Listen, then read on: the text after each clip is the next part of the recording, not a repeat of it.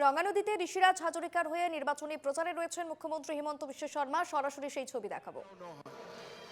কংগ্ৰেছৰ চৰকাৰ অসমত আৰু কেতিয়াও নহয়, কাৰণ আজি মাতৃশক্তি জাগি উঠিছে, যুৱক যুৱতী জাগি উঠিছে। অসমৰ ৰাইজে বিজেপি দলক আশীৰ্বাদ দিছে। মই পুনৰ এবাৰ ৰঙানদীৰ ৰাইজক ধন্যবাদ জনাইছো। সুন্দৰ সভা অকল আজিয়েই নহয়,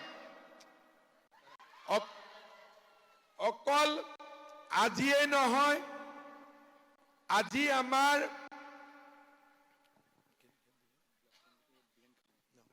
অকল আজিয়ে নহয়, মই যিদিনাখন আশীৰ্বাদ যাত্ৰাত আহিছিলো সিদিনাখনো আপোনালোকে আমাক হিয়া উজাৰি আশীৰ্বাদ দিছিলে।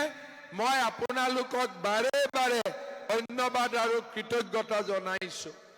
আপোনালোকে আমাক যিমান মৰম কৰিছে, আশীৰ্বাদ দিছে, উন্নয়ন আৰু বিকাশৰ গংগা ৰঙানদীত নমাই আনি আপোনালোকক আমি সুদে মূলে উভতাই দিম।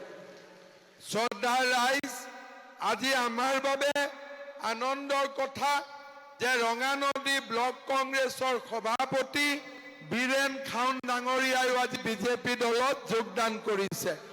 এটা ডাঙৰ হাত চাপৰি। আমি তেওঁক বিজেপিলৈ আদৰণি জনাইছো।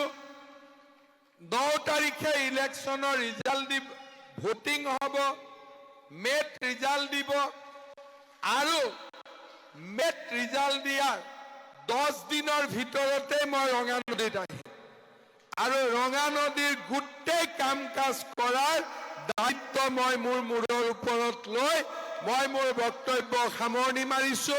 মোৰ লগত আকৌ এবাৰ ক'ব, ভাৰত মাতা কি, ভাৰত মাতা কি, নৰেন্দ্ৰ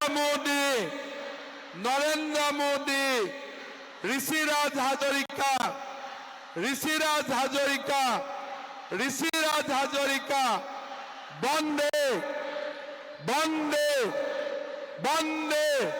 বহুত বহুত ধন্যবাদ। আকৌ লগ পাম। ডক্টৰ হিমন্ত বিশ্ব শৰ্মা জিন্দাবাদ। অসমৰ মাননীয় মুখ্যমন্ত্ৰী ডক্টৰ হিমন্ত বিশ্ব শৰ্মা জিন্দাবাদ। ৰঙানদী ৰাইজৰ হিয়াৰ আমঠু ঋষিৰাজ